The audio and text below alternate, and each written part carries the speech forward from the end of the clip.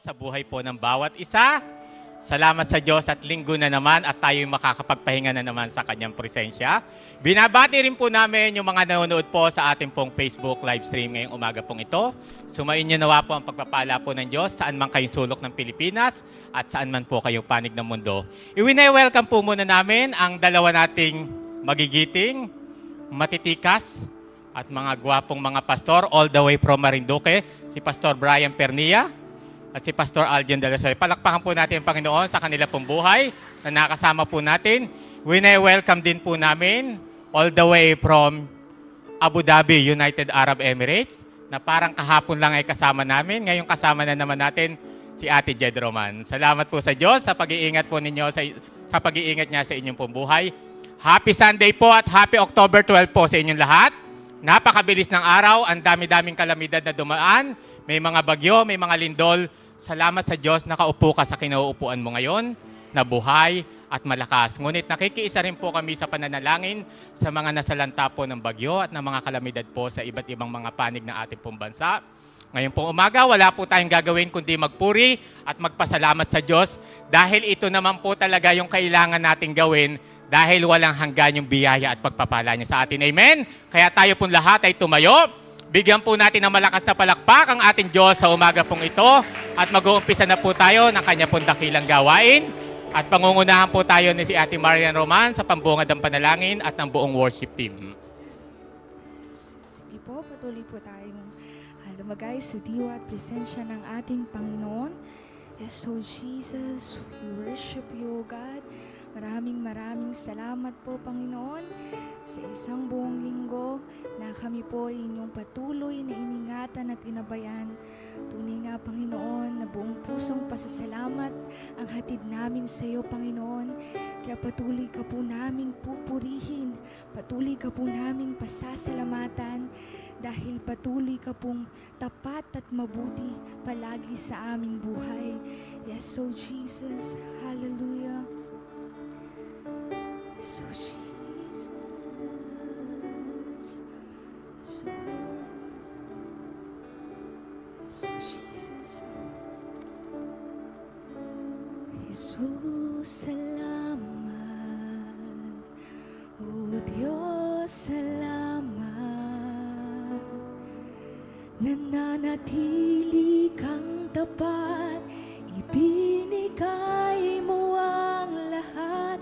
Kulang ang buhay ko,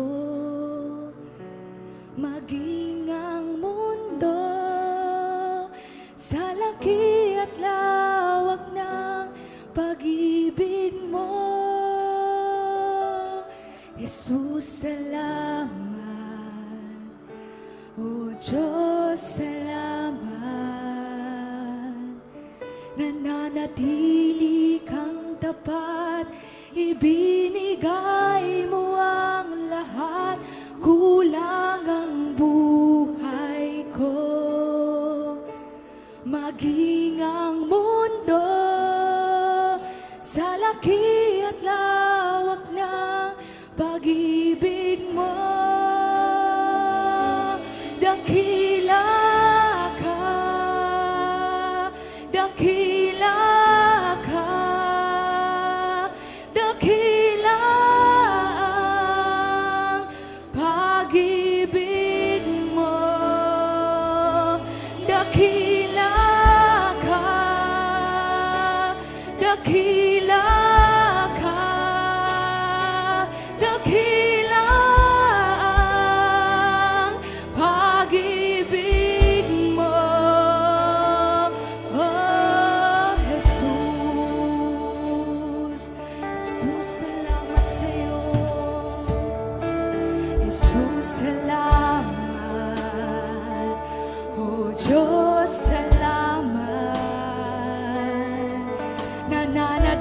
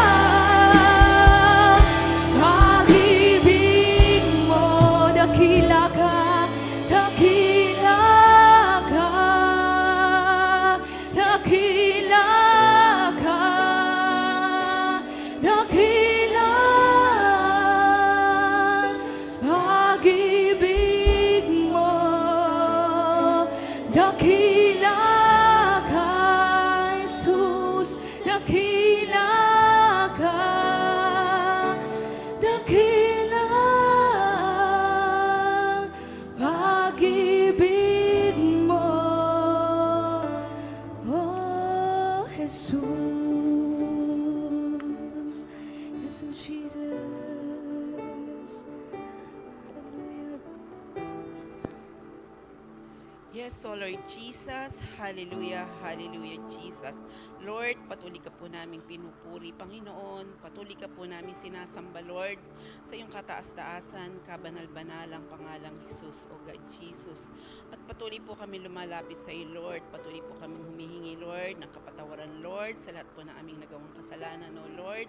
Sa isip, salita at sa gawa, Panginoong Jesus. Linisin mo po kami, Lord, ng iyong banal na dugo at ng iyong banal na Espiritu, O Lord Jesus. At gayon din, Lord, patuloy po kami nagpapasalamat sa iyo, Panginoon, sa pagkakataong ito, Lord, na makasamba kami, Lord, makapagpuri kami, Lord, sa iyong banal na pangalan, O Lord Jesus. At salamat din po, Panginoon, sa buong linggo, Panginoon, na nagdaan sa iyong pag-iingat at paggabay, Lord Jesus. At Lord, patuloy po namin tinataas sa iyo, Lord, ang aming gawain na ito, Panginoon, ng iyong banal na Espiritu lamang, Lord, ang iyong banal na pangalan, Lord, ang maitaas, O Lord Jesus. At gayon din, Lord, kung anumang pong hakadlang, Lord, sa aming gawain ito, Panginoon, ay patuloy po namin pinalalaya sa pangalan ni Jesus na Nazaret, O Lord Jesus. At Lord, tinataas din po namin, Lord, yung mga kapatid po namin narito, Panginoon, ipuin mo po, Lord, ang kanilang mga puso, ihanda mo po, Lord, ang kanilang mga puso, Lord, sa mensaheng maririnig, Panginoon. At gayon din, Lord, yung mga kapatid po namin nasa online, Panginoon, ikaw rin po, Panginoon, ang patuloy na magpala sa kanila, Lord, at hipuin po rin, Lord, ang kanilang mga puso, na lahat po ng kaaming mararinig ngayon sa araw na ito, Lord, ay aming maisa pamuhay, Panginoong Isus. At gayon din, Lord, hallelujah, Jesus, tinataas din po namin sa iyo, Lord, ang iyong gagamitin, Panginoon, mula, Lord, sa mag-MC, Panginoon, lalong-lalo na, Lord, sa music ministry, Panginoon, sa magpapaawit, Panginoon, gayon din, Lord, ang mag-operatory, magpa-closing prayer, Panginoon, at lalo, Panginoon, ang iyong gagamitin, Panginoon, lagyan mo lamang, langisan mo lamang, Lord, ang kanyang labi, Panginoon, na iyong banal na Espiritu, Panginoon, ang makita sa kanya, at ang iyong banal na pangalan, Lord, ang maihayag, Panginoong Jesus. Salamat, salamat, Panginoon. Alam ko, Lord, sa oras na ito, Lord, ay pinagkaloob mo na, Lord, ang katagumpayan, Lord, ng aming gawain, Lord Jesus. Salamat, salamat po, Lord. Sa ilamang, Lord, ang pinakmatas na papuri, pasasalamat, Lord, sa iyong wala kapantay na pangalang Jesus. Amen and amen. Amen! Isang maganda at pinagpalang umaga po sa buhay ng bawat isa at lalong higit sa ating Diyos na buhay. Handa na po ba tayong magpuri at umawit sa ating dakilang Ama? Amen! Patuloy tayong umawit dahil tulad ng mga agila, hindi tayo mapapagod na magpuri at umawit sa Kanya.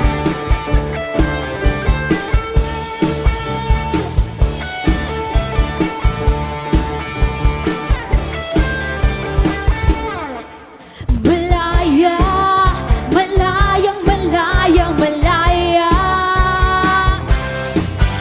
Malaya, malayang, malayang, malaya. Malaya, malayang, malayang, malaya.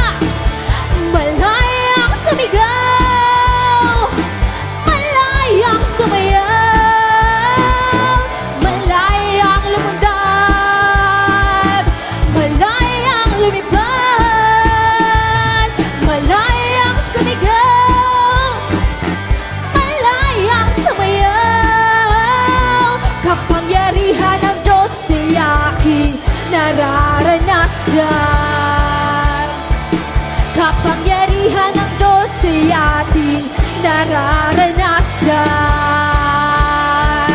Kapangyarihan ng Diyos ay ating mararanasan. Tulad ng mga agila tayo ay lilipad. Di mapapagod ating mga pagpag.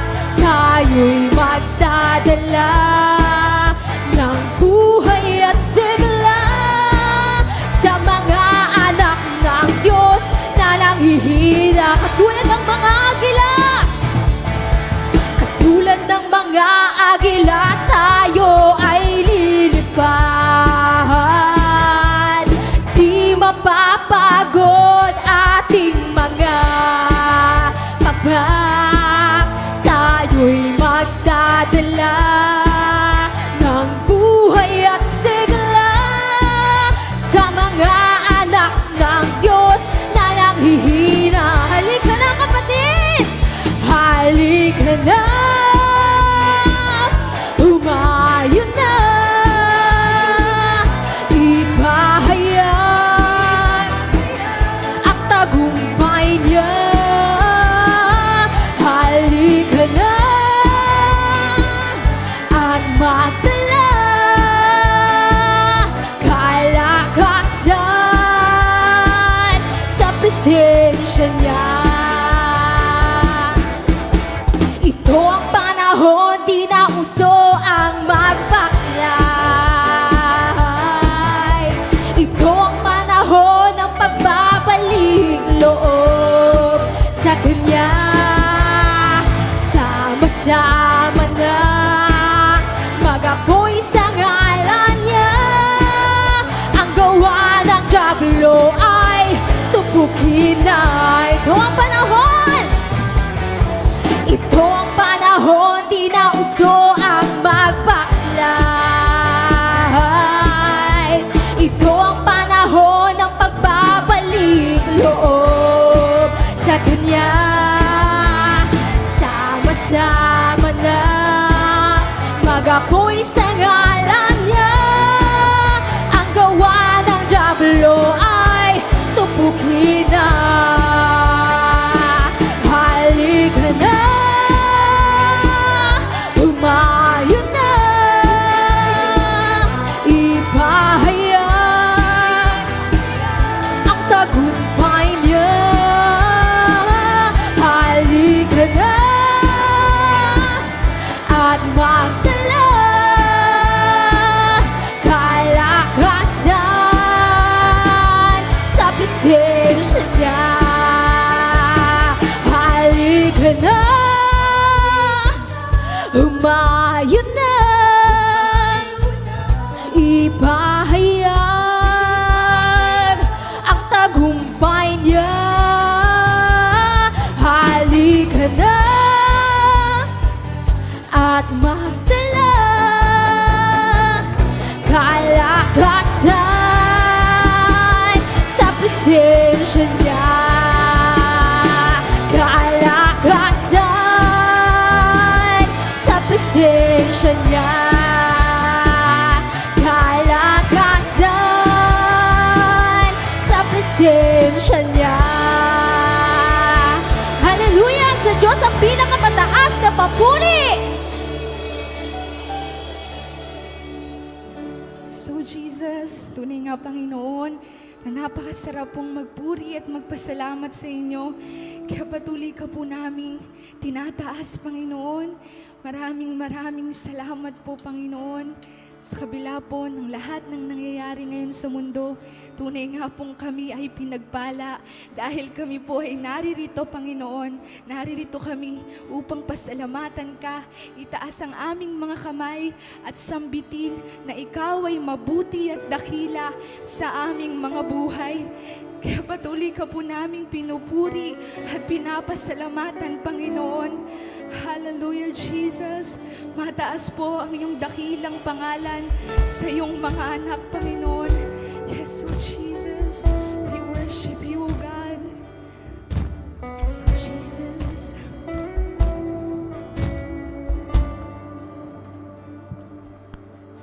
sa bawat patak ng luha,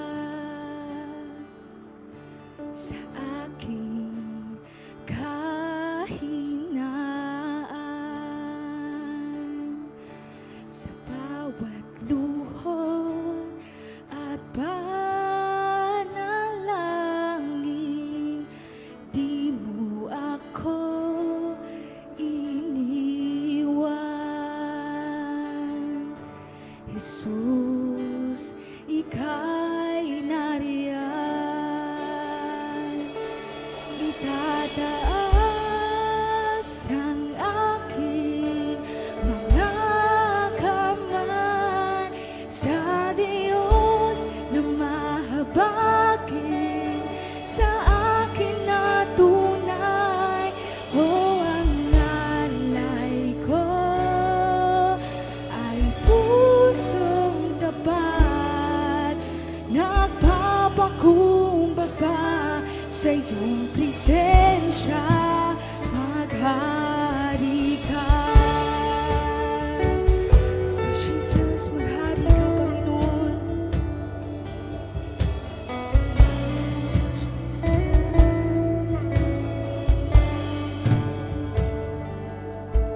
sa bawat tanong ng buhay, suliranin di maintindihan,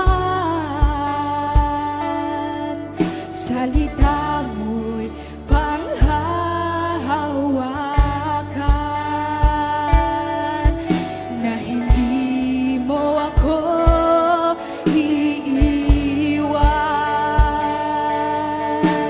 Jesus, ika'y nariyan. Ating pong awitin. Itataas ang aking mga kamay sa Diyos na mahabagin, sa atin na tunay. O ang alay ko ay pusong tapat, nagpapakumbaba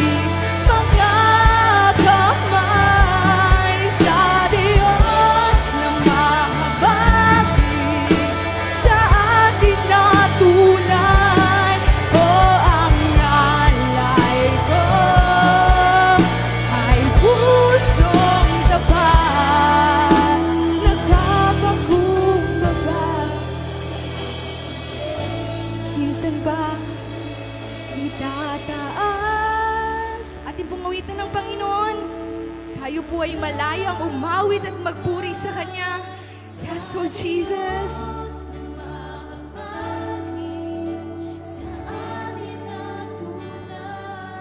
Oh, ang alay ko ay pusong tapat. Nagpapakumbaba sa iyong presensya. Minsan pa itataas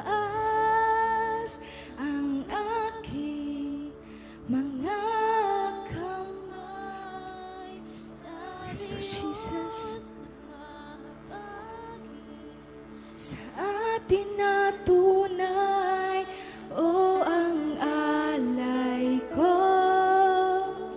ay pusong tapat. Nagpapakumbaba sa iyong presensya, maghari ka. Maghari ka, Panginoon. Maghari ka sa aming buhay. Salamat sa iyo, Diyos. Salamat sa iyo. Oh, hallelujah. Yes, oh Jesus. Oh, Jesus. Yes, oh Jesus. Yung pong awitin, we worship you. Salamat sa dakila mong pag-ibig. Salamat sa pagyakap mo, Ama.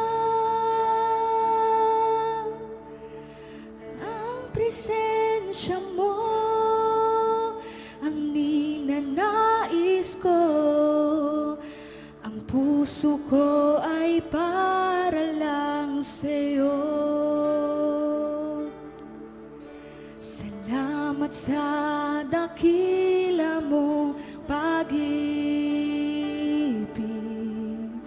Salamat sa pagyakap mo, Ama. Ang presensya mo ang ninanais ko. Ang puso ko ay para lang sa'yo. Nararapat ka sa papuri, luwalhati at pagsamba. Jesus, ika'y dakilain, magpakailanman. Nararapat ka sa papuri, luwalhati at pagsamba. Itataas ang ngalan mo, Ama. Itataas ang ngalan mo, Ama. Jesus.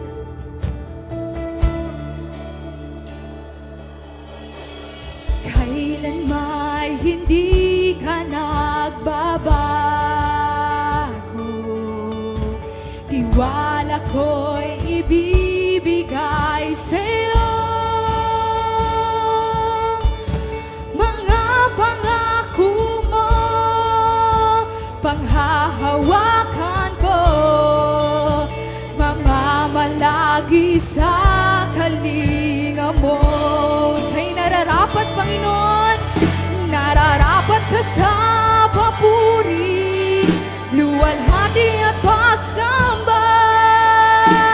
Jesus, ika'y dakilain, magpakailanman. Nararapat ka sa papuri, luwalhati at pagsamba.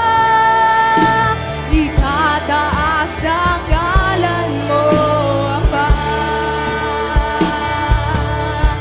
Nararapat ka sa papuri, luwalhati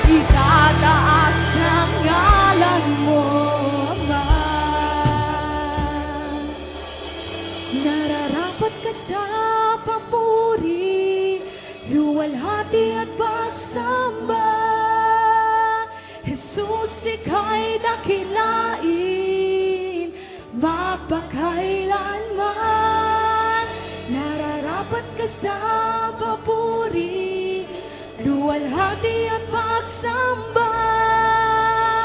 Itataas ang ngalan mo, Ama. Itataas ang ngalan mo, Ama. Itataas ang ngalan mo, Ama. Yes, oh Jesus. Hallelujah. Sige po, tayo po'y manalangin. Panginoon, maraming salamat po ngayon pong umagang ito sapagkat ikaw po ang Diyos na tapat at mabuti kay karapat-dapat na tumanggap ng pagsamba. Ngayon pong umaga, Panginoon, lahat ng papuri, pagluwalhati, pagsamba ay ibinabalik po namin sa iyo. Ito po ang aming dalangin sa matamis na pangalan ng aming Panginoong Yesus. Amen. Amen. Okay, good morning po sa bawat isa sa atin. Praise the Lord. Salamat po sa Diyos sa buhay po ng bawat isa. Nandito po tayo and we are worshiping God. Napakaganda at napakasaya po na pinupuri po natin si Lord. Amen. Despite of all the shakening sa ating bansa, and I believe hindi lang po ito pagyanig sa physical, but meron pong mensahe si Lord in our nations, sa buong mundo. It is not only shakening of the land, but shakening din po ito ng foundation. Ano talaga ang pundasyon ng pananampalataya natin? But the Lord Jesus alone. Alam niyo po, hindi sana ako makakapunta sa Bulacan dahil before anniversary ay nakakain po ako ng pagkain na galing sa school. Yung girlfriend ko po ay teacher and nagsakit po yung tiyan ko. Sabi ko parang hindi yata ako makakapunta ng Bulacan. And then I pray po, salamat po sa Diyos and nandito po ako. I believe ito po yung plano ni Lord. Amen. Na may plano po si Lord sa buhay natin. And habang po ako nagpe-pray, I'm preparing a sermon talaga na ang pamagat nun is The Stand. But Monday morning and evening, ay habang po ako'y nagpapahinga kasi nagpapatrabaho po doon sa church, ako po'y nakaka-idlip. Sa akin pong pag-idlip, ako po'y nagkaroon ng isang pangitain na isang lalaki na nangangaral sumisigaw. Sabi ko, bakit ka ako may sumisigaw na lalaki sa tapat ng isang church? Pero hindi ko alam kung anong church yun or saan church yun. Pero na-recall ko po yung sinisigaw ng lalaki na yun. Tinitingnan ko, sino kaya itong lalaki na ito? Lakas ng sigaw mag-preach. Alam niyo po ang pinipreach niya? Sabi niya, ang tahanan ng Diyos ay dapat linisin. At ang tahanan ng Diyos ay dapat maging bahay dalanginan. Tapos nagising po ako. And then pagising ko, sabi ko parang familiar sa Bible yung panaginip ko. And then pumunta po ako sa passage sa Bible, nakita ko yung verse na yun.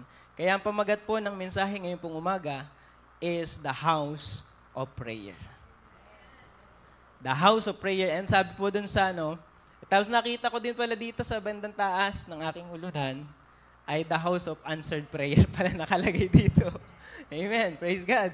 So the house of prayer, tinignan ko po yun and then nabasa ko po yung verse na yan. Basahin po natin ngayon pong umaga.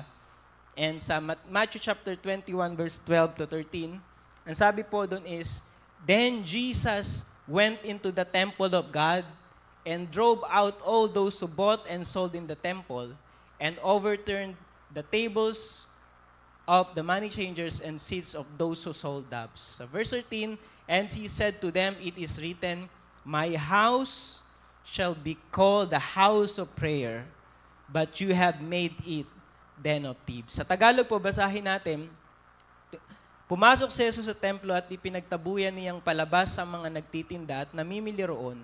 Ipinagtataob niya ang mga mesa ng mga namamalit ng salapi at ang mga upuan ng mga nagtitinda ng kalapati. Sinabi sa kasulatan, ang aking tahanan ay tatawaging bahay, dalanginan. Ngunit ginawa ninyo itong lungga ng mga magnanakaw.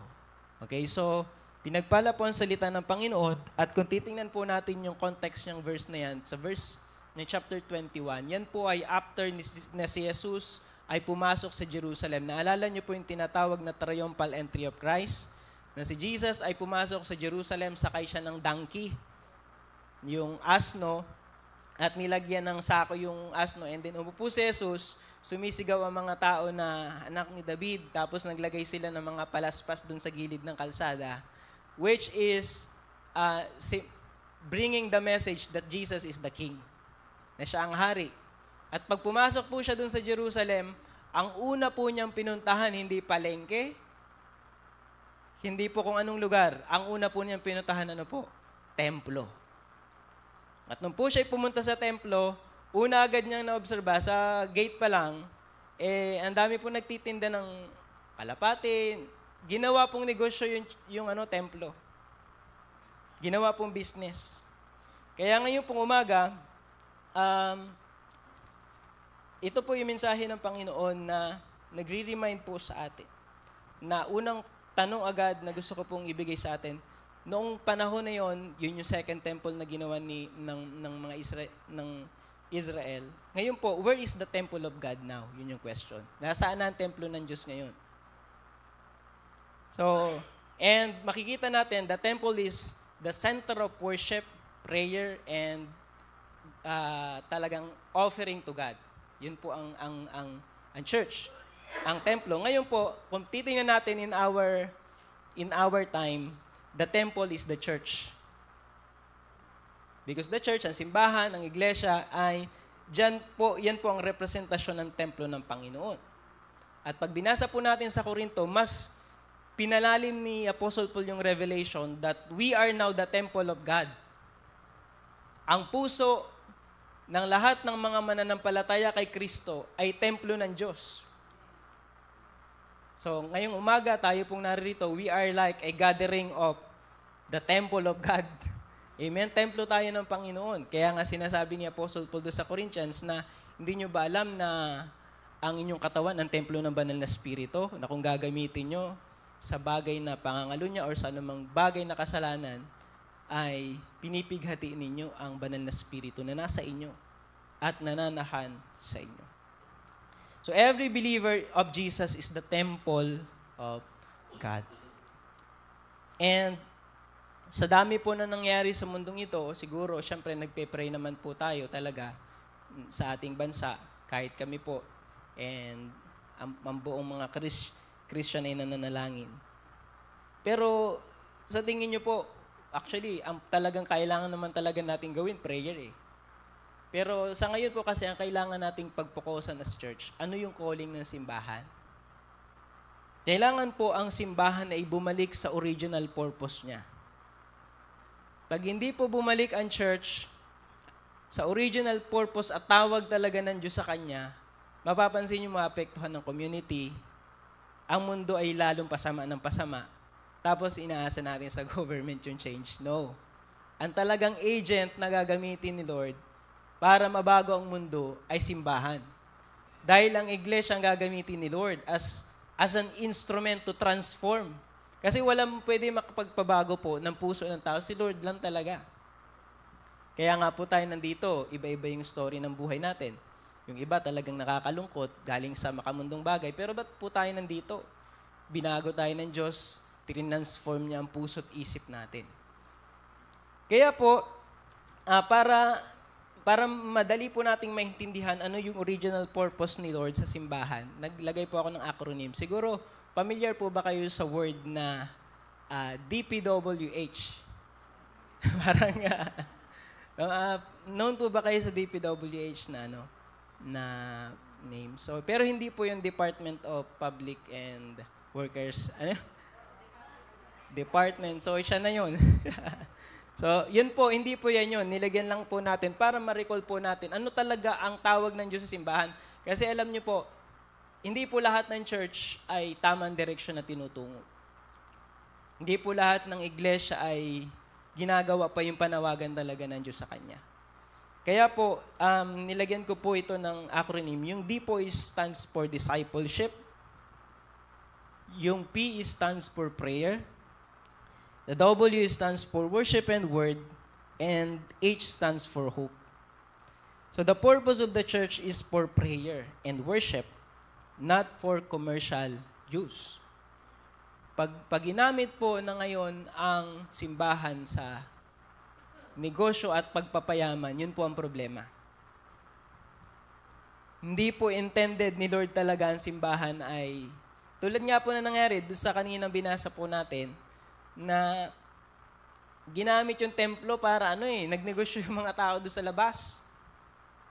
Kaya nga po pinagtataob ni Jesus yung mga table po doon dahil nagalit siya. Dahil hindi na ginagampanan ng church at hindi yung totoong tawag sa kanya ng Panginoon. Kaya this morning po, we will study the original purpose and the calling of God to the church. Kasi ang church po, kailangan tayo'y ma-direct. Again, pag sinabing church, not the physical building, but the church is mga tao. Tayo po yun. Pag sinabing iglesia, simbahan, church, okay din naman na maganda yung physical building natin, pero ang totoong church, tayo po yun. Tayo mga naririto, tayo mga kalipunan ng mga Kristiyano nagsama-sama na nanalig kay Kristo. Yun ang simbahan. Kasi pag binasa natin from the early church, wala naman talaga malalaking building. Nagtitipon lang sila sa mga lugar na kung saan sila nagtitipon. Kung saan-saan kasi under persecution sila. So, yun po. And the church must need to be directed. Kailangan po ma-direct ang simbahan. Maaring dito ang gusto ni Lord na tahakin ng church, ay dito tayo dumadaan. So kailangan po i-redirect ang church sa totoo niyang tawag. And before the church experience revival, there must be a purification. Lahat po tayo gusto natin ng revival. Amen? Gusto natin magkaroon ng revival sa church, sa buhay natin, sa family natin. Pero hindi po mangyayari yun kung wala pong mangyayari pong paglilinis.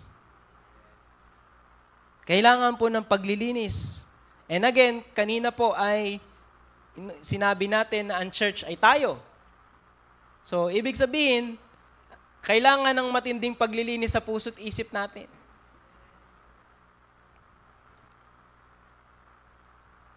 Kaya nga sinasabi ng Bible na kailangan yung renewing of mind, sinasabi ni Apostle Paul sa Romans chapter 11 and 12. Kailangan daw po ma-renew ang isip natin. Even though we are born again Christian, we are saved by grace, kailangan ma-renew yung isip natin. Bakit po? Kahit po na-experience natin yung born again experience, ang isip po natin pwede niyang ma-absorb yung kamunduhan. Yung isip natin, pwede niyang masagap yung putik na galing sa worldly system. Tama po ba? Pwedeng ma-absorb ng isip natin yun. Pwedeng maging madumi ang isip natin kahit Kristiyano na tayo. Kaya kailangan yung renewing of mind. At pag na-renew po yung isip natin, yung ginagawa natin ay hindi man pangkaraniwan.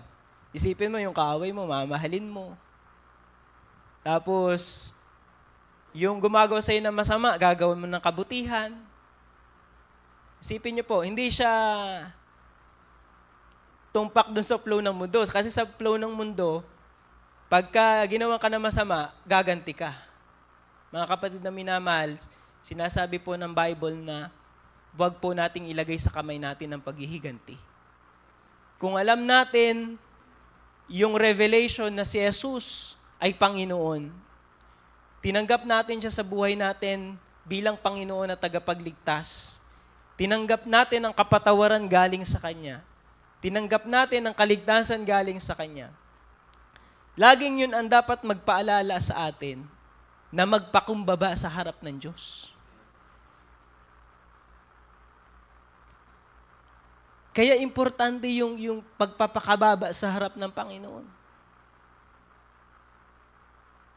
Kasi alam niyo po, kaya nga sinasabi dun sa Romans chapter 11 and 12, huwag mong isipin na higit ka sa iba. Kasi pag hindi po natin nire-renew ang isip at puso natin, laging mong iisipin na ikaw magaling. Na magaling ka kaysa sa sino man. Minsan sinasabi ko po yan sa mga kasama ko sa church. Alam mo, kahit ikaw na ang pinakamagaling, may mas magaling pa rin sa'yo. Lagi mong yan tatandaan, may mas magaling pa rin sa'yo. Kaya kung yun ang pagbabasihan mo, hindi ka magiging masaya. So, kailangan po ng paglilinis. Kaya ngayon pong umaga, ito'y nagpapaalala sa atin, ano yung dapat linisin ng Diyos sa buhay natin? Ano ang dapat nating isuko sa Diyos? Lahat po tayo. So, kailangan linisin. Marami po linisin sa simbahan. Alam niyo po ba yun? Marami po dapat linisin sa church. The pastors, the leaders, the members of the church, we need cleansing. Kaya sabi ng Bible, Jesus removes the money tables and rebuked the money changers in the temple. Jesus rebukes, sa verse 13, Jesus rebukes the money changer in the temple because they made them the temple of the thieves.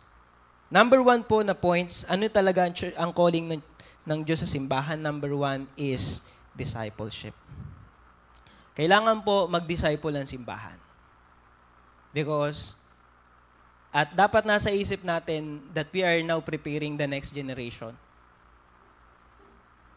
Dapat ihanda natin ang susunod sa atin. Sabi po dun sa Matthew chapter 28 verse 19 to 20, Go therefore and make disciples of all nations, baptizing them in the name of the Father and the Son and the Holy Spirit. And sabi sa verse 20, teaching them to observe all the things that I have commanded you, and lo, I am with you, even at the end, to the end of the age. Kasama natin ang Panginoon hanggang sa dulo ng panahon. Hanggang sa kaduluduluhan. Samahan tayo ni Lord. Pero, sasamahan ka niya pag naghahayo ka at nagtitrain ka ng mga tao. Make disciples. Disciples must go back to the church. Alam niyo po, hindi nila lahat ng simbahan nag-disciple. Yung iba ay basta makapag-gathering na lang po. So, kailangan bumalik ang church sa discipleship. Kahit anong tools ang gamitin natin, basta discipleship. And, kasi alam niyo po, pag hindi nag-disciple ang church sa mga tao, ang mundo ang magdi-disciple sa mga bata. Gusto niyo po ba yun? Kaya hindi po ba kayo nagtataka bakit ganun ka worse ang generation ng mga kabataan ngayon di tulad noon? 90s, 20s, millennial. Ako part ng millennial eh. Pero yung mga Gen Z and then the pinakang latest is the Alpha generation. Iba sila mag-isip tulad natin. Iba sila matuto tulad natin. Iba ang interest nila tulad natin. So, paano mo sila abutin? Kaya po, we need to disciple people. Kaya mga bata, dinidisciple ang mga young people. So, kaya dapat kamustahin po ang discipleship or program sa simbahan. Ano ang ginagawa po natin para madisipulo ang mga... Di ba, ganun po ang nangyari sa Korea? Kaya nga sinasabi ni Reverend Baby Four, yung partner natin sa Marinduque, nila Pastor Albert na Korean. Sa Korea, kaunti na lang puro matatanda na lang ang dumadalo sa church. Yun po ang survey. Wala na makikitang bata. At yun po'y delikado. Bakit? Wala pong kasunod. Wala pong kasunod. Ganyan din nangyari sa Europe, kaya nanlamig sila. Nangyari na po ito sa maraming bansa. Kaya, una po, ang discipleship nangyari po yan sa pamilya.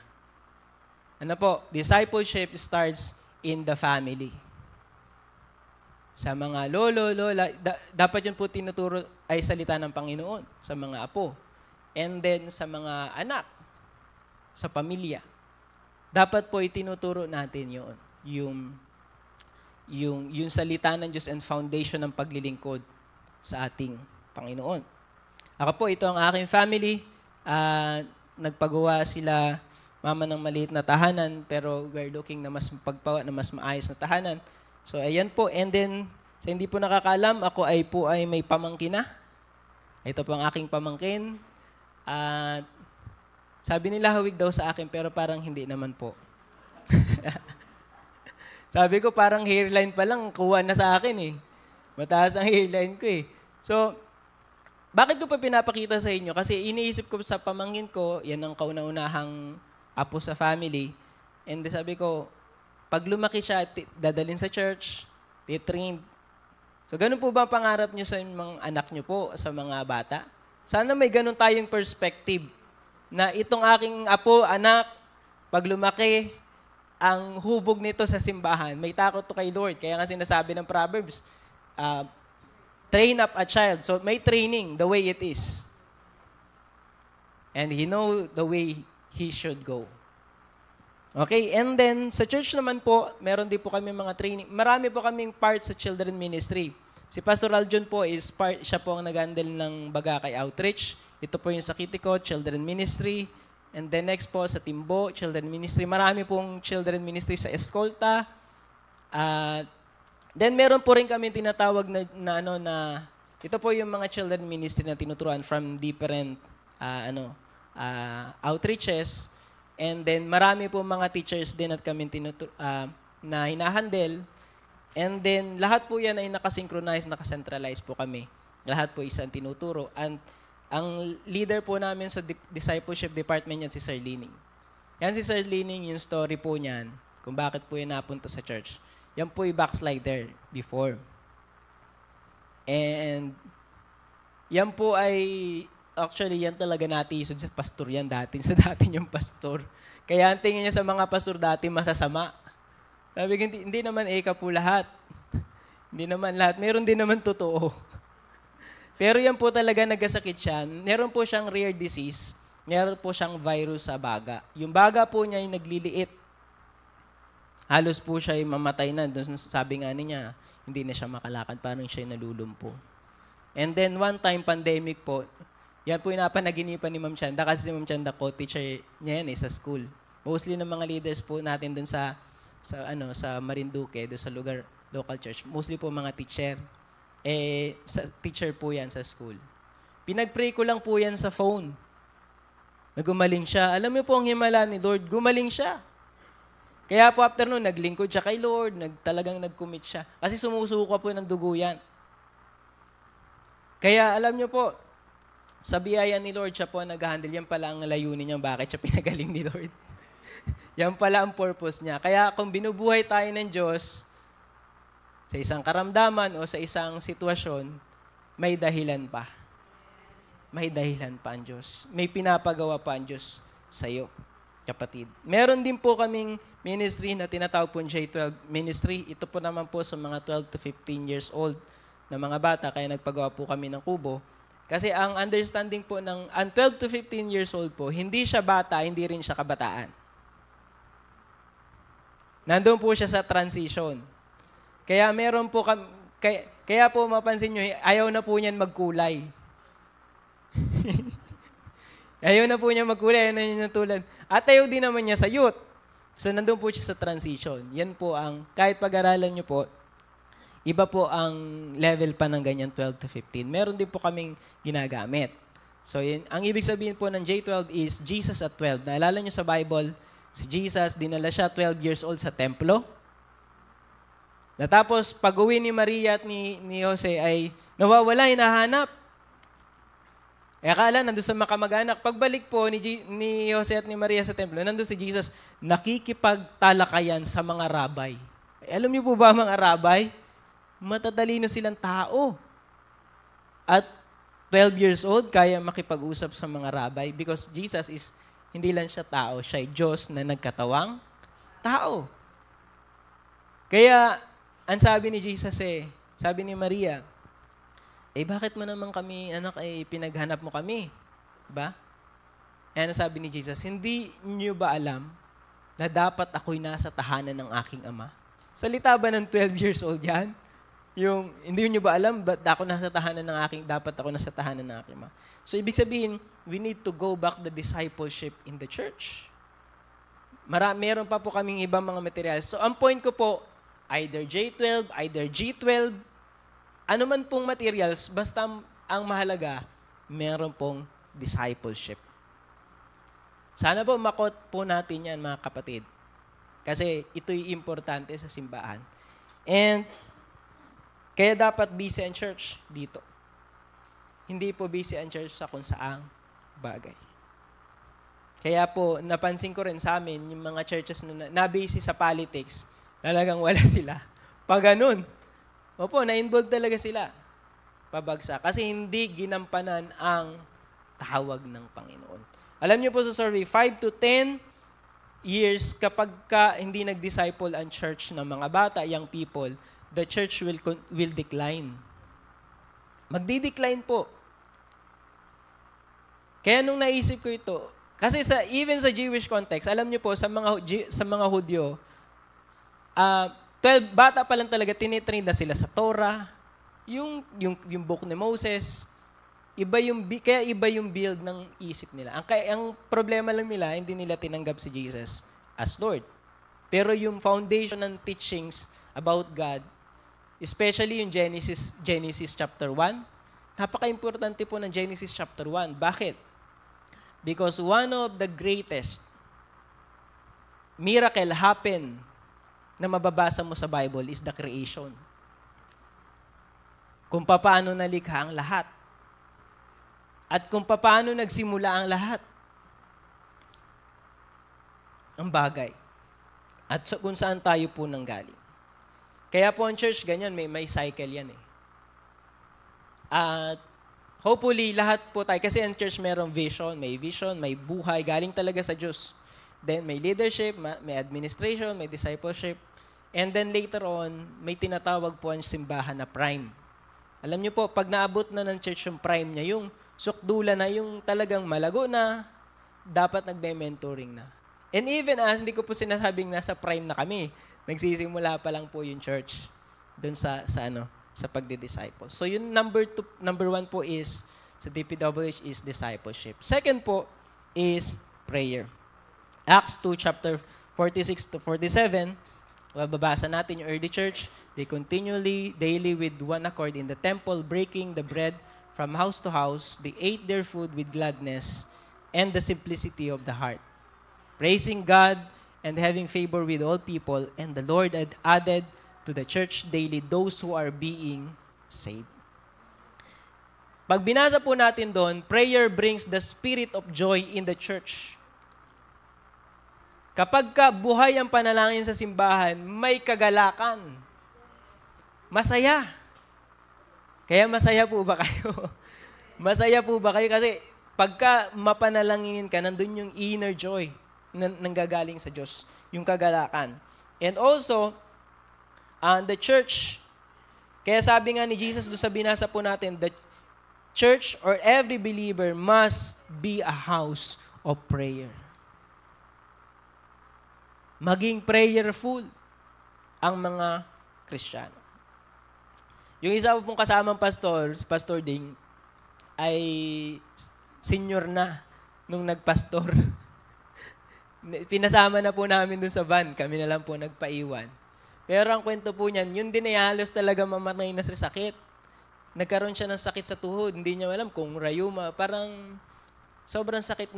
Lumiliit po yung kanyang, yung kanyang tuhod. Tapos one time, binisita ko po yun, pinag-pray. After ng prayer, by God's grace, talagang gumaling siya. Tapos yun, naglingkod na siya kay Lord, tapos nagpastor na doon sa isang outreach. Kaya sabi ko, purihin ang Panginoon. Dahil, at si Pastor Ding, isa yan talaga sa, hindi mo siya masasabi na magaling siya sa preaching. Hindi mo masasabi na dynamic siya magturo. Wala siyang, basta alam niya lang magsalita eh. Hindi siya talaga, may tao talagang magaling sa pag-preach. Pero prayerful siya. Mapanalangin siya. At nung time ng pandemic, nagtayo po kami ng prayer mountain doon. Kasi hindi kami makalabas, hindi kami hayo, hindi kami makapagawain. So nagtayo po kami ng prayer mountain doon sa kanilang lugar.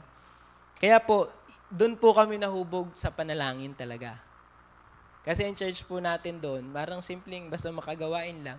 Nagising yung simbahan, parang tinapik siguro ni Lord na magising, and then nagising kami sa spiritual Nag-prayer kami doon sa church, nag-engage talaga sa panalangin, fasting that time. Minsan nakita ko si Pastor Ding dati, 5 days nang hindi kumakain. 5 days hindi kumakain. Absolute, puro tubig lang. Sabi ko, pero lakas pa ng katawan niya. Namanga talaga po ako sa tao yun pagdating sa panalangin. Kaya naman po talagang ang panalangin, Isaiah 56 verse 7, binanggit po doon that even them I will bring to my holy mountain. The holy mountain represents the presence of God, and make them joyful in the house of prayer. Nandun din pala sa Old Testament, yung binanggit sa New Testament, fulfillment lang. Kaya, alam niyo po, story ng church doon natin sa Malbog ay nagsimula pa lang po tayo doon sa isang tent. 2019 po nag-start yung gawain po doon. And sa isang lote, na nabili po ng, I think, mga 400,000, ganun lang yung, maliit lang po yung lote, mga 400 square meter, wala pa yung, kaya, pero nasa highway po, nag-start po tayo doon sa isang tolda, at ito yung mga pictures na papakita natin. Yan po, nabili yung lupa doon, 2019. Yan, una po, binakuran muna ng then, ito po yung first Sunday service natin doon ng 2019. Nakatolda po, mainit, tapos may mga drums lang kami. And then, sinimulan po, nilagyan ng mga kahoy. Ayan, tapos kinahoy muna, nilagyan po namin ng kahoy. Nang hanap kami sa bundok ng haligi. Sabi ko, kami rin ang gumagawa. Yan po ang sa province. Kaya, yan mga babae, nagpapala. Yung dati kong pastora, nandyan po. And then, nagbalik na po siya sa Iloilo. Wala rin CR. Sabi ko, nung hirap, walang CR. Yung mga babae, nagalagay ng tulda, maupo doon. Sabi ko, mapalot pagka naguhukay lang dun sa sa gilid ng nasa tabi pong kalsada yan. So, yan po ang sitwasyon dyan. And then, yan po, kita nyo si Pastor Ernie, nagpunta pa dyan. And then, ginawa po namin ng hapyan yan, nagpe-prayer kami before. Tapos yan, nagkaroon ng gawain, puro kortina po yan. Pero pag binagyo po yan, talagang wasak po. Actually, nakadalawang wasak na po ng bagyo yan. Naalala ko, yan yung nawasak ng bagyo ng unang wasak. Alam niyo po ang nangyari dyan, yung mga yero doon ng church, sumabit po doon sa puno ng sampalok. Ay, syempre, pagdating ko sa church, parang ako'y nanlumo. Yung motor ko nakaganyan lang. Tapos yung mga kapatiran, hindi ko rin naman mahinga ng tulong at nag-aayos din ang bahay nila. Sabi ko, ang hirap. Alam mo, nakaganon po ako. And then sabi ko, kinuha ko yung mga yero na nakasabit, binalik ko dun sa church. Kaya naman, maraming tulo. Siyempre, butas-butas na yun. Nakabalot pa ng ganun po yun. Tapos, tinayo po yan. And then, 2019, sabi ko sa mga kapatid, ay, paano kaya natin matatayo? Kailangan natin magpatayo ng isang simbahan na matibay. Wala tayong pera. Sino naman na may trabaho sa atin dito? 1, 2 teacher. Tapos karamihan ng mga member ng simbahan ay magsasaka. Siyempre, yung tamang kailangan lang po nila. Tapos nag-share po yung mga kapatid. May nagabigay ng 20 pesos. May nagabigay na So, hanggang nakagathered po siguro ng matagal, nag-ipon, nakaabot po ng 100,000. Ay kulang pa po sa haligi. Haligi ng simbahan. Kaya ako'y nananalangin lagi na, Lord, saan po kami kukuha? Pero alam niyo po, dyan ako tinuruan ng Diyos. Kaya pag tinitingnan ko po yung building, hindi lang ito basta building. Ilagi itong nagpapaalala sa akin na ang Diyos ay mabuti at natugon siya sa panalangin. Siya ay buhay na Diyos. Alam niyo po, nakita ko ang kamay ng Panginoon for 2019, ilang taon na mula ngayon? 7 years. For 7 years po, nakita ko talagang kamay ng Panginoon. Gumalaw. Kasi po ako ay nagpastor at the age of 22. Ako po ay 31 na ngayon. Pero nakakilala po ako kay Lord 2009, March 30, 2009. Kasi meron po akong 2 tito na pastor na Baptist. Southern Baptist na pastor. Pero hindi ako Baptist. Bapticostal ako. So, yun po. And then, ang daming tinuro po sa akin ni Lord. So, kasi una, nung ako'y naging pastor, wala akong kaalam-alam, mag-preach. Wala nagme-mentor sa akin. Si Pastor Albert, busy yan eh. Marami siyang ginagawa. Nag-aaral ako ng Bible School, mga uniting lang, wala naman. Nag-aaral lang talaga ako ng sarili ko. And then ako po ay nakagraduate ng college. After ko mag-graduate ng college, nagpastor ako. Iyak ng iyak ang nanay ko kasi ako ang panganay sa amin.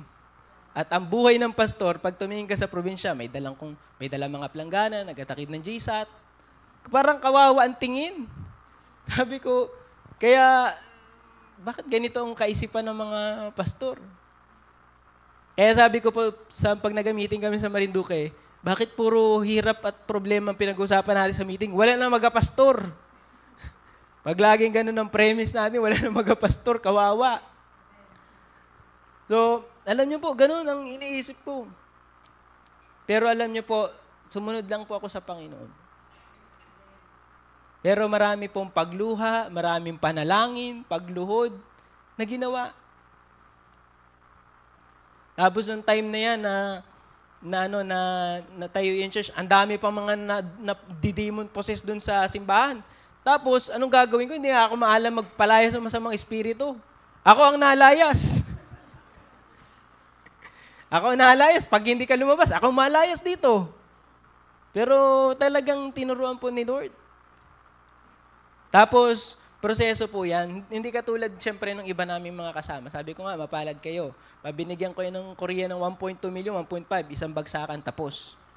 Ang church na yan, kung sino-sino lang ginamit po ni Lord na tao. At dito po ang nakakamangha, mga kapatid. Ni isa sa kanila, hindi ko hiningan. Kasi hindi po ako nanghihingi ng pera. At lahat po sila nag-initiate pa na, at yung iba, hindi ko pa kilala. Can you imagine? Yung nagbigay ng 250,000 sa akin na kasyo ng pinakang una nagbigay sa akin malaking pera, hindi ko kilala. Hanggang ngayon, hindi ko na-meet. Taga-Saudi. Na nangyari noon, nakita lang yung sa Facebook po yata yung may kapatiran kami nag-post nung gawain namin. Nakita na nakatolda lang kami. Tapos tiningnan sa Google pa, di ba sa Google nakikita po yon sa kalsada, tiningnan. Sabi nga, ay, nakatolda nga lang ito. Medyo maganda pala yung trabaho ng lalaki na yun kasi parang 500,000 ang sweldo kada buwan. Sabi niya, pag ako'y sa December ka-bonus, bigay ko yung kalahati ng sweldo ko dito sa church na ito. Kinontak, naghanap-hanap pa siya ng makukontak. Wala makakontak. Alam niyo po, yung asawa, taga Negros. Nagpunta pa yung asawa, nag-aeroplano, papunta ng Marinduque. Dala-dala lang yung pera. 250,000 galing dun sa, nakalagay sa maliit po na na bag. Tapos pagpunta po sa akin, minute ko siya, dinakantahan nilang mga kapatiran. Parang na-welcome. Pagpasok po doon, pagkakita sa akin, umiyak. Umiyak? Sabi, ba't po kayo umiyak? Hindi ko naman po kayo kilala. Siguro tinignan yung itsura ko sa Facebook. Pastor, naiyak. Dito po'y pinangako talaga ng asawa ko na ito'y abigay niya para kay Lord. Binigay yung mga leaders, nag-aiyakan. Sila Ma'am Chanda, mga teacher, umiyak. Ako'y napapaiyak na rin. Sabi ko, dahil first time in my life makatanggap ako ng ganong kalaking pera, 250,000.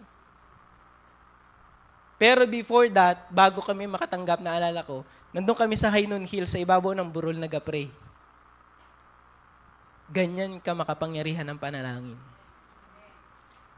Kaya pagdating sa usapang prayer, hindi lang po theologian sasabihin ko sa inyo. Ito'y buhay na talagang natanggap ko sa Diyos.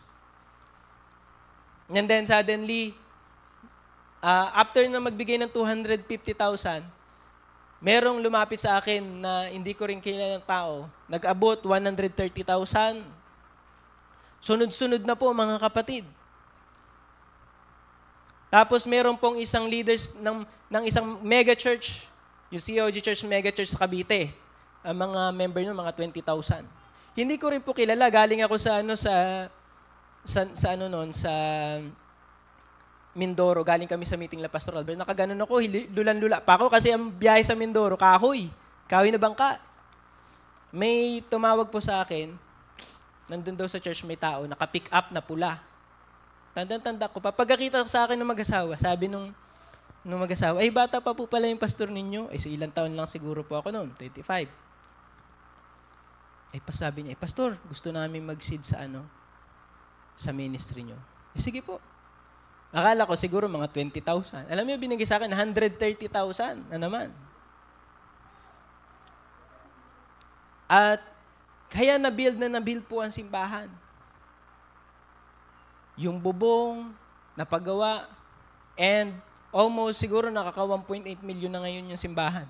Yung latest, alam niyo po yung latest, yung second floor na yon, pumunta sila doon, wala pa yun eh. One time nagaulan, kasi habang natagal, nakaslab siya, nagkatulo. Habang nagaulan, nagasilip ako doon sa slab. Tapos habang nagasilip ako sa slab, yung isip ko nag-pray, Lord. Ganun lang, hindi siya formal prayer na, Ama namin. Wala, parang simpleng bulong lang. Kaya doon ko naintindihan ang panalangin dito, pahaban, dito pagalingan ng salita. Panalangin is gaano sincere ang puso natin sa Diyos. About sincerity ang inuusapan eh. Kaganon lang po ako, nagpe-pray, Lord. Sana po mag-provide kayo. After nun, isang youth, nagkakamping sa Kawit. May dumating na lalaki. Sabi sa akin, Pastor, go to the office. Sabi, sige po. Pasok ko sa office. Paglagay, 20,000, mga ganun. Binigay sa akin. Kaya nasimula na yung second floor. Ang problema, yung 120,000, pader lang palang kayang abutin. Pader lang ang kayang, ganun lang. Kasi malawak yung second floor, kulang pala yung 120,000, maliit. Nanalangin na naman po ako, nagpe-pray kami kasama yung mga leaders. Alam niyo po ang kabuti ng Panginoon, si Pastor Ray Nicodemus, yun dapat na magpe-preach doon sa church po namin. Nagkasakit. Ay di hindi makapunta. Ang nag-preach ay si Doc Ray. First time pumunta si Dr. Ray, ay makaganon. Sabi ni Doc Ray, sige. Tapos dinala namin sa isang kainan. Pero wala akong nabanggit sa kanya na, hindi ako nagparinig na, Doc Ray, kailangan mo parang, walang ganun. Hinahayaan ko lang si Lord na ipuin siya, kausapin siya. And then later on, pag alis, yun, nag-send ng mga materials, mga steel deck, and pinasobrahan pa yung kasi, alam nyo po, dun sa church, walang tubig dun. Walang tubig sa church, nagigib ako dun pataas. Kaya nga, sabi ko, medyo nagkakaano yung ganito ko, likod ko. Niiwasan ko magka-slip disc, para yung spinal ko gumano ng kaunti. Kabubuhat. Alam niyo po, sa biyaya ni Lord, naabot din ng mga 60,000 yung patubig. Meron na rin pong tubig ang church. Pati yung tangke, kasi sa probinsya, pag wala kang water system, wala, hindi maasahan nyo sa barangay. Tapos, nung January 23, 2025, naglagay ako ng budget proposal. Yung parang, actually, hindi nga sabi sa kanila, hindi seryoso yun. Lahat ng mga prayer request ko, budgeting, pine-present ko sa mga leader. Pero walang budget. Nilalagyan ko lang ng mga amount po yun. Alam niyo po, natuwa ko, kasi ngayon, anong month na ngayon? October na. Ilang months na lang, patapos ng 2025. Halos lahat po yung may check na. Pati generator, pati lahat. Specific, nakalagay. Generator, kasi nagbabranout sa church. Sa Marinduque. Tapos ang isa pang big project namin po ay yung bintana. Yung bintana po ng church yan, meron na pong bintana ngayon. Yan po'y kawayan ng matagal ng panahon. Kawayan. That time naman, bago mapagawa po, ako po'y nagkasakit. Nagsakit ang tiyan ko, na-dehydrate ako ng ilang araw. Hanggang dinala ako ng mga leaders dun sa ospital. Sabi nga ng mga leaders, Pastor, ba't hindi mo naman sinabi agad na kayo nagkasakit pala? Alam niyo po, nung nasa ospital ako, yung mga leaders ng simbahan, naiyak sila sa akin. Naiiyak yan pag nakikita yung kalagayan ko, nakaswera ako. Nasa ospital, naiyak din ako kay Lord, pero nag-worship naman ako. Nagkakanta-kanta ka ba, nakaiga ako, naswiruhan ako, nalagyan nila ako ng... Kaya doon ko naintindihan, bago pala i-release talaga ni Lord yung blessing, babasagin ka talaga niya. Hindi mo kasi alam yung nasa loob mo eh. Siya nakakabasa nun. Alisin niya yung meron ka. Kaya ang tinuro sa akin ni Lord doon, kasi alam niyo po, likas sa tao pag nagkakameron, nagamayabang. Parang nagre-rely ka na dun sa meron ka, ganito. Hindi mo napapansin. But the Holy Spirit is the one who search.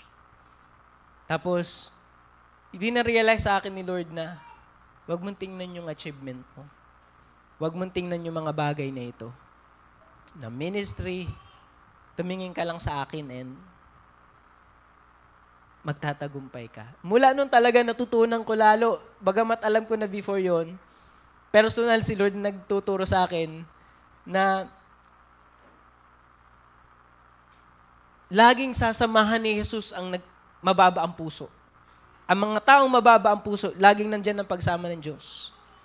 Kahit magaling tayo, matalino tayo, kung wala yung pagsuko at pagpapakumbaba, wala makikita kang paggalaw ng Diyos sa buhay natin. Yan lang talagang hinahanap niya, yung yield and surrender. Kaya alam niyo po, after nun, mahina pa ako, kumakain kami ni Nick sa baba ng church. May nag-chat sa akin. Sabi niya, Pastor, magbabagyuhin na ay bukas yung bintana niyo. Kapadala ko ng 100,000. Sabi ko, praise the Lord. Napaiyak na naman ako. Napadala. After 2 days, may nagpadala ng 78,000. So, total 178. Kaya po nalagyan niya ng bintana. Nakaraang buwan lang po yun. So, bakit ko po kinikwento yun? Kasi nakita ko ang Diyos na gumalaw, kumilos. And yung latest, may nagpadala ng 50,000 para sa children ministry. So sabi ko, kung walang mga ganyan pang outside, kasi sa ngayon, nagmo-momentum pa lang ang church natin sa growth ng finances. So by God's grace, pinagpalab din po ni Lord through the years yung mga kapatiran na dating walang-wala, yung iba, yung mga teachers na, meron na rin po tayong kapatiran na attorney, may principal, may police. So talagang blines ni Lord ang buhay nila. Kaya sabi ko, Lord, salamat dahil ngayong taon na ito, yung team ng taon 2025 dun sa church is the year of the Lord's favor. Pinakita talaga ng Panginoon. At alam ko pong gagawin niya po yan at dahil siya'y mabuti tapat. Prayer. Third po is worship and the word. The church must be a house of worship. Let the house of worship be heard in every church. Alam niyo po, dapat marinig sa simbahan ng totoong pagsamba. Dahil alam natin, ang totoong pagsamba ay hindi lang sa awitan or hindi lang sa tugtugan. Ang totoong pagsamba ay ang buhay natin. Ang buhay natin yung buhay natin na kalugod-lugod sa Panginoon. Noong time na pumupunta kami ni Pastor Aljon sa isang gawain, Sagasan. Habang nagmumotor kami, ako umiyak. Kasi nagwo-worship lang ako, inakanta nga kanina yung anong tawag doon, pusong basag, kinakanta yun. Ako kinakanta ko yun, mahilig ako magkanta yung, suriin mo ang puso ko, nakanta ko lang yun. Bigla akong napaiyak. And then, malinaw yung impression ni Lord sa heart ko. Kaya nagkagawa ko ng message. Alam niyo po, talagang I heard yung whisper ng Holy Spirit sa heart ko. Na ang sabi niya, ang the best instrument na nais ng Diyos marinig sa atin na hindi gitara, hindi drums, alam niyo, ang instrumento na nais na marinig ng Diyos ay ang puso natin. Yung awit ng puso natin, yung tunog. Sabi ko, oo nga, talagang nais ni Lord, yan ang maganda sa panindinig ni Lord. Yung tunog ng puso natin sa Kanya. So, kaya every time we worship God, alam niyo po, sa tuwing tayo sumasamba sa Diyos pagkalinggo, kumbaga ang illustration niya para maintindihan natin, binababa ni Lord ang tubig ng kanyang presensya at umiinom tayo. Kaya dapat nakainom po ba kayo kanina? Kaya nga sinasabi ko po sa worship team, si Pastor Aljon, leader ng worship department, yun lang ang role naman ng worship eh. I-usher yung presence ni Lord sa mga tao. At ang dulo ng lahat ng pagsamba ay kay Kristo. The end of worship is Christ. And the greatest distraction in worship, alam niyo pinaka-greatest distraction sa worship? Yung sarili natin na sa halip na tumingin tayo kay Kristo, ang nakikita natin ay yung distraction na. Ano kaya yung ano kaya yung nakikita nila sa akin? Yung sarili natin. Kaya nga, the church is not for entertainment. Hindi ito para show up or something. It is, ang totoong pagsamba is, you lay down your whole being to Jesus. Your mind, your heart, your eyes, your ears, everything, nakatutok sa Kanya lahat. Yun ang totoong pagsamba. Nakasuko kay Jesus. Actually, yun ang totoong ibig sabihin ng even yung word na thanks, na thanks na sinasabi dun sa yung rejoice in the Lord always, sa 1 Thessalonians. That word thanks, ang ibig sabihin sa Greek niyan is laying down or throwing down. Pagyukod and sincerity. Yun ang ibig sabihin. And that, yung another word na thanks, ibig sabihin nun, Eucharist.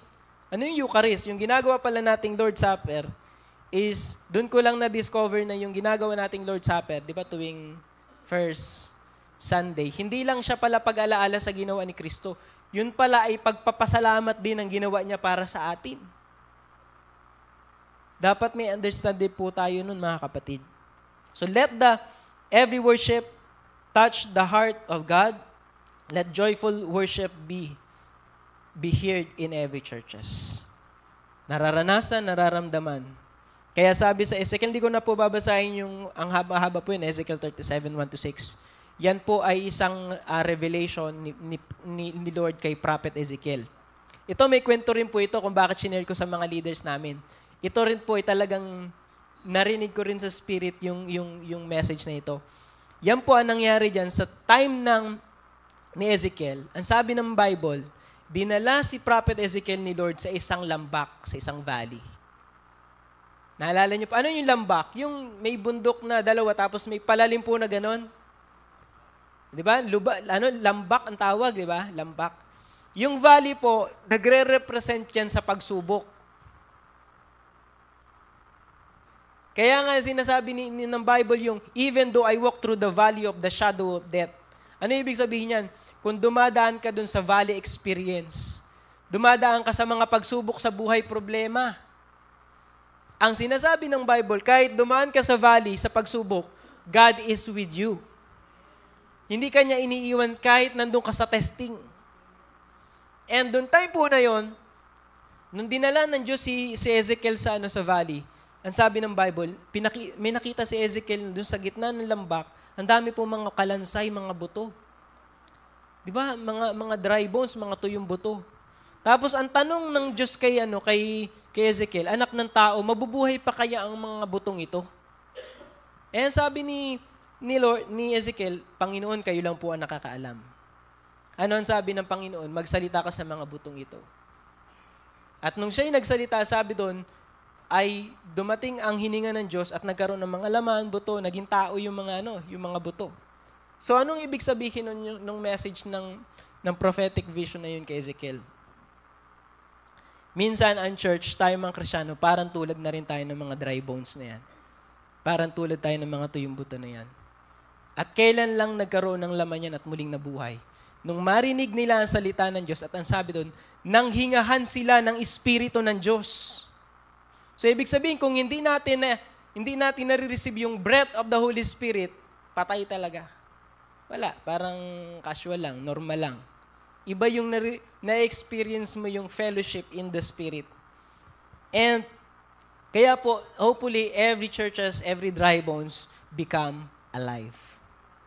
Lahat ng tuyo, lahat ng patay, mabuhay. Amen. This morning, mabuhay ang puso natin, ang mga katuyuan sa ating puso. And last po is hope. Ang church po ay tayo po ay maging tinig ng pag-asa sa mga tao. Marami pong nawawalan na ng pag-asa sa panahon po ngayon. And the church must hear the message of hope. Ako po ay maraming pinagdaanan na rin sa buhay. Noong time na nag-separate ang aking pamilya, naka-experience po ako nung college na naghiwalay ang aking mga magulang. And si mama ay sumama sa pulis. And then, yung dalawang kapatid ko po ay sinama ni mama, kami po natira sa bahay. Taon po yun. Hindi pa po ako pastor nung nangyari yun. That time, ako po yung pag-graduate na ng college. Kaya nga hindi ako nakagraduate agad ng college kasi na-depress ako sa pag-aaral. Hindi ko alam ang gagawin ko. And then, pero that time, ang unang ministry ko sa church, hindi talaga preaching. Ayaw ko magturo sa harap ng tao. Ayaw kong humarap sa mga tao. Ako'y napaka-reserved na tao. Pag hindi mo ako binati, hindi kita babatiin. Ibang-iba na yung build ni Lord sa akin ngayon. Ang una ko talaga ministry sa church is not preaching, but music. At nagtataka din ako, hindi namin lahi ang mga musician. Si Pastor Aljun, lahi nila musician. Tatay niya, mga kapatid niya, manunugtog talaga. Wala sa aming manunugtog. Wala rin sa aming umaawit. Ako lang yata ang mga awit po sa amin. Ang una ko po ministry sa church is the drum. Hindi rin po ako ganun kagaling mag-drum. Basic lang. Yan po ang trabaho ko. Nag-aayos, linis. Kaya natuwa nga ako kay kapatid na Ivan. Kasi nauna siya dito. Parang ganun yung delikado baka maging pastor din siya. Kasi ganyan yung ginagawa ko nung una.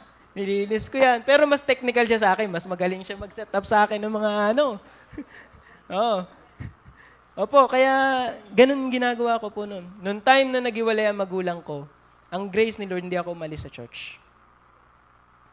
Kaya mga kapatid, dito po yung gusto ko sabihin na panghuli sa inyo. Kung kayo po may problema pinagdadaanan, pagsubok sa buhay, sa pamilya, sa kalusugan, lahat, wag na wag kayong tatakbo palayo sa presensya ng Panginoon. Kasi pag tumakbo kayo palayo sa presence ni Lord, wala ka ng pag-asa. Kasi, alam niyo po, naalala ko kanina yung devotion ko, sabi ko kay Pastor Aljun, maaga tayong gising, gumasing kami maaga. Nagkakanta siya dito, ako nag-worship sa Kasi every morning, devotion talaga ako. Sanay na ako mag-devotion. Hindi ako pwedeng hindi mag-devotion sa umaga. Yung devotion ko, alam niyo po, sabi ng Bible, yung si David, pinalaya siya sa kanyang kaharian dahil sa mismong anak niya na si Absalom. Kasi ang sabi ng Bible, nakuha na ni Absalom ang puso ng mga tao. Nagrebelde na sila kay David. Umalis si David. Kasama ang mga mga tauhan niya, inalis nila. Pero alam niyo po, nung kasama si Sadok na priest, alam mo sabi ni David, doon talaga ako parang na-struck doon sa puso ko. Nasabi ni David, iwan niyo ang Ark of the Covenant sa Jerusalem. Pero alam niyo po bang Ark of the Covenant? Ang Ark of the Covenant, simbolo ng presence ni Lord. Kaya nga pag sila'y lumalaban, pag nandun ang Ark of the Covenant, panhalo sila. Pero that time, sabi ni David, iwan niyo, wag niyo isama sa akin. At yun yung time na naghiwalay si David at ang Ark of the Covenant. Para kay David, masakit po yun. At yun isa sa failure ni David. Kaya ngayon pong umaga, ang mensahe po doon, nung time na si David may problema, lumayo siya sa presence. Tumakbo siya palayo sa presence. Sana wag nating gayahin na si David. Pag may problema tayo, lalo tayong tumakbo palapit sa presence ng Panginoon. Lalo tayong lumapit sa presensya ng Panginoon. Kaya nung time na naghiwalay ang mga magulang ko, taon. Actually, dyan ako talaga nakaranas sa sobrang hirap. Wala kaming makain. Nang ihingi lang kami ng kapatid ko na si James sa kanalulan ng pagkain, mga tirang kanin. Ilang linggo kaming kinakain lamang namin ay talbos. Ang lagi naming ulam ay toyo. Sabi ko, hirap ako ng buhay. College, yung damit ko na polo ko na suot from first year, 5 taong umabot, paig na yung logo ng university. Hindi na ako pinapapasok dun sa ano. Hindi na pa ako pinapapasok ng guard. Sabi, pumunta ka na sa garments. Bumili ka na ng damit. Sabi nung, ay, wala pa akong pambili. Yung ID ko, burado na rin sa sobrang tagal. Yung short, yung pants ko, talagang ang hirap. Hindi ko alam, sa awa lang ni Lord na ako po yung nakagraduate.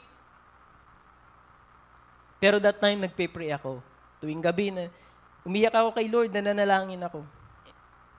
Kaya akong sacrifice, marami akong sacrifice, mga kapatid, ginawa para sa Diyos. Kaya pag nalaman mo yung revelation na mahal ka ng Diyos, si Kristo yun nandyan, di ka niya iniwan ng Panginoon, magpapatuloy ka hanggang uli.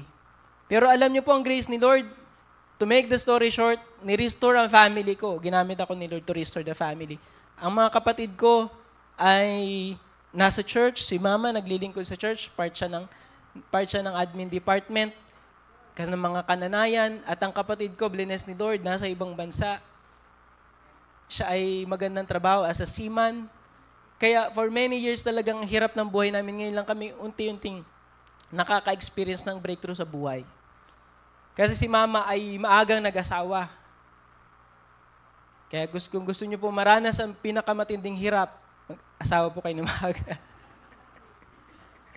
Kaya nga, tinatanong nila ako, 31 ka na, hindi ka pa nag-aasawa. Sabi ko, gusto mo, 40 ako magpakasal eh.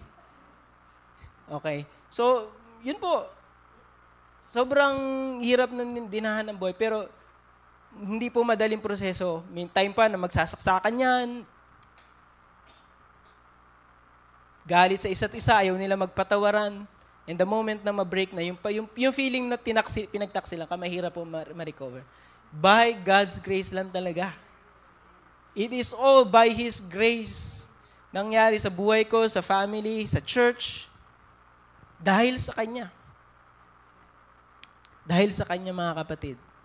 At kaya ko po kinikwento yung story ko ng buhay para bigyan tayo ng pag-asa na may kayang gawin ng Diyos.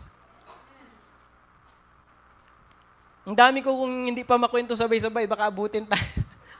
Ang dami kong kwento. Ang dami kong kwento ng mga testimony kung paano gumalaw si Lord, kumilos, yung provision niya, yung sa family ko, yung si mama, may sakit din yan before. Grabe yung mga story ng buhay natin. Kaya po, nung time na yun ay ni-restore ni Lord ang family ko at salamat sa Diyos dahil nandiyan, masaya na yung family. Dahil even though syempre meron pa rin mga hindi naman mawawalayan as habang tayo buhay. Pero yung buhay namin, malayo-malayo na sa dati. Talagang sabi ko, may kapayapaan, blessing ni Lord talaga yung mapayapa. At isa sa gusto makita po ni Lord talaga sa atin, yung integrity. Dapat po makita ni Lord tayo mapagkatiwalaan. Sa dami po ng dumating na malalaking pera sa church, sabi ko nga sa mga leaders, kaya kong ipakita sa inyo na kahit kaunti, wala akong kinuha dyan na pera. Lahat may resibo. Sabi ko nga abunado pa nga ako, yung merienda, hindi nakalista. Kung lagi nagpapamerienda ka ako dyan sa mga trabador natin. Because lahat po yan, kaya pala pag nakita ng Lord na tapat ka, nakita ni Lord na ang puso mo mababa, ang blessing will flow. Kahit hindi mo na siya hanapin, kusa po siyang darating. And my conclusion is, ang conclusion po natin ngayong umaga, the church, so tanda po natin DPWH, the calling of God, discipleship, prayer, worship and word, and hope. Ito po yung pinakang conclusion. The church is called to be victorious, not defeated. Tinawag ng Diyos ang simbahan para magtagumpay. Kaya sinabi ni Jesus, even the gates of hell shall not prevail on it. And now, mga kapatid, you are the church. Alisin natin yung mayabang kataasan sa puso natin. Kasi ako, pastor na ako. Na-experience ko. Tsaka, actually, may mga tao talagang ang personality mayabang na sila eh. Tama po ba? Ako, ang personality ko, meek lang ako talaga. Pero hindi ko maisip na ako pala ipapasukin ng ganun. Nagyayabang na pala ako, hindi ko na pala, dahil alam niyo yung mga bata, pag bata ka pa pala, marami ka pang gustong mangyari, aggressive kang gawin ng mga bagay-bagay. Pero yan ang itinuro sa akin ni Lord. Kahit sa kabataan ko pa lang. You need to yield, surrender, and huwag ka magmataas, anak. Huwag ka magmataas. At nung nakausap ko yung mga matatagumpay na ng mga pastors, tulad nga ni napuntahan ko sa Cavite, from 20 people, naging 20,000 sila. Grabing ginawa ni Lord sa kanila. Nakaiba. Kaya, bless sila ni Lord. Kaya sabi ko, sound system pa lang, milyon na. Nung nagkaroon ng pandemic, nag-raise sila ng 30 million.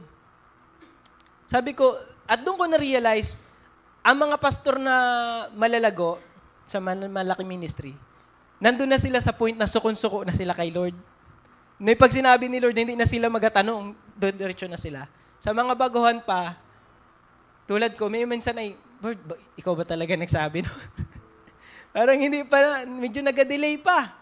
Kaya po mga kapatid, last verse, 2 Corinthians 2:14, sinama tayo ng Diyos sa parada ng tagumpay. Now, thanks be to God, who always lead us in triumph in Christ, through us diffuses the fragrance of His knowledge in every places. Tayo pong lahat ay tumayo. And as responsong, let us worship the Lord.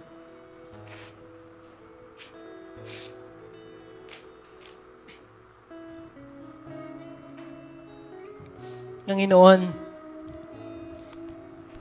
sa mga oras po na ito, Panginoon,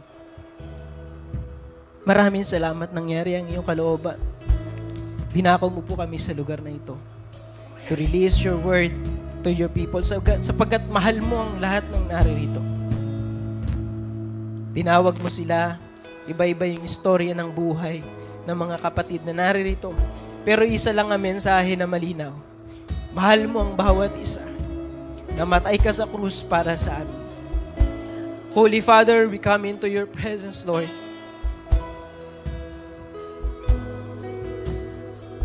Through prayer and through the blood of Jesus. Thank you, God. Tanggapin mo po ang aming pagsamba ngayon pong umaga. More than song, ito ang buhay namin. Tulungan niyo po kami magpatuloy.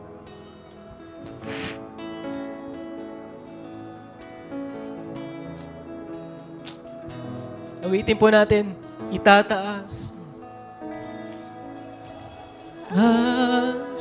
Ang aking mga kamay sa Diyos na mabaki sa akin ng tunay, o ang alay ko Ay pusong basa, kapagpapakumbaba sa iyong itataas, itataas ang aking mga kamay sa Diyos na mahabagi sa akin ng tunay, o ang alay ko ay pusong basag, nagpapakumbaba sa iyong presensya. Suriin mo, Panginoon. Suriin mo ang puso. Yes, Lord, mga kapatid. Ipasuri natin ang puso natin kay Lord this morning.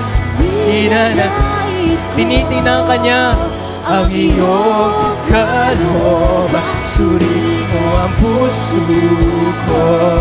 Suriin mo ang buhay ko. Ninanais ko'y ikaw. Suriin mo.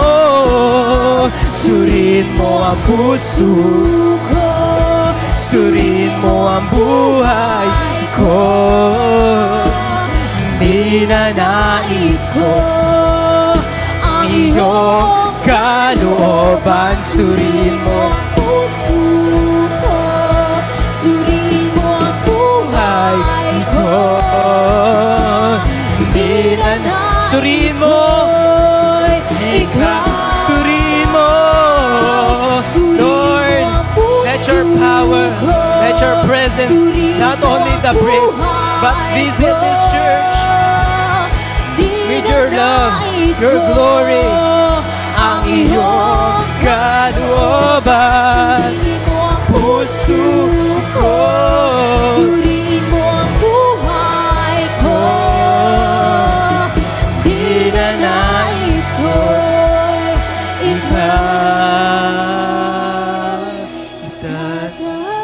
Sige mga kapatid, lumapit po tayo sa Panginoon. Let us drink, uminom po tayo sa presensya ng Panginoon. Hallelujah. Sa atin na tunay, ang nanay ko. pusong basa, babas sa iyong presensya.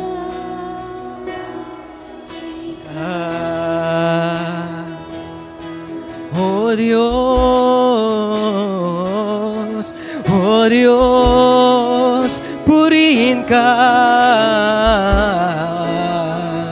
Yes, Lord Jesus. Oh Diyos, purihan. Yes, Lord, dakila ka. Purihin ka, aming Ama. Itataas. Yes, Lord. Mga kapatid, let us come in through His grace. Alisin natin ang kataasan sa ating puso. Let us humble down to God. Give everything. O Diyos, dakila ka. Purihin ka, aming Ama. Itataas ang ngalan mo, ilalaganap sa mundo. Dakila ka, ika'y karapat dapat na purihin. Ika'y karapat dapat, yes Lord, natatahi ka. O Diyos aming Ama, ika'y nag-iisa. Ika'y karapat dapat, ika'y karapat dapat na purihin. Ika'y karapat dapat na sambahin. Natatangi ka, O Diyos aming Ama, ika'y nag-iisa. Papupurihan ka, O Diyos. Oh, yeah, Rabakadar, Yendarayaramakane. We worship you, O living God, the one true living God. O Ramandiarayem, Rebakata Silarayamane. Oh,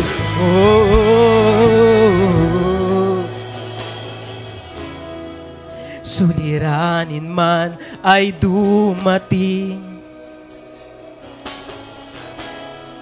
mga matay sa'yo pa rin nakatingin. Anumang daang tatahakin, mananaig, mangingibabaw ang kalooban mo. Suliranin man ay dumating, mga matay sa'yo pa rin nakatingin. Ano man ang daan, ano man tatahakin, mangingibabaw ang kalooban mo. Kay karapat dapat na purihin.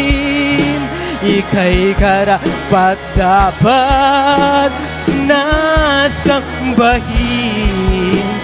Natatangi ka, O Diyos aming Ama.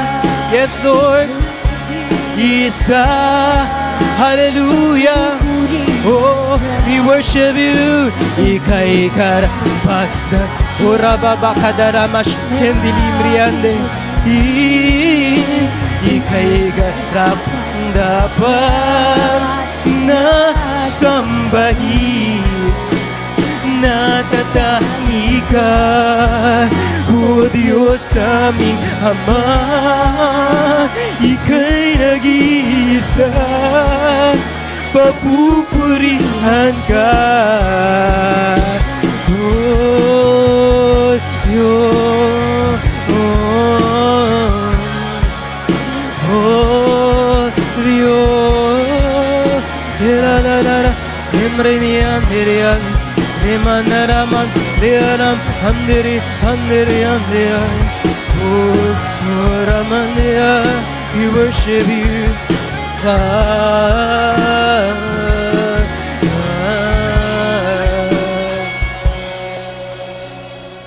Holy Father, maraming salamat po, Panginoon, ngayon pong umaga.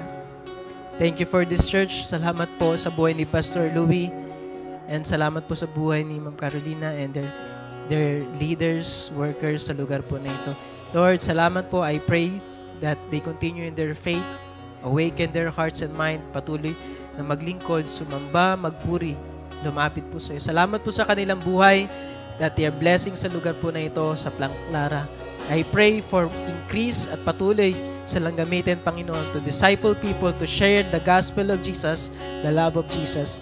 Because, Lord, nakita namin na kailangan talaga ng tao ang Panginoong Yesus. People need Jesus.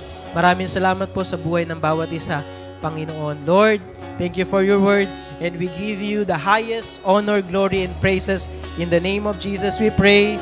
Amen. Palakpakan po natin ang Panginoon.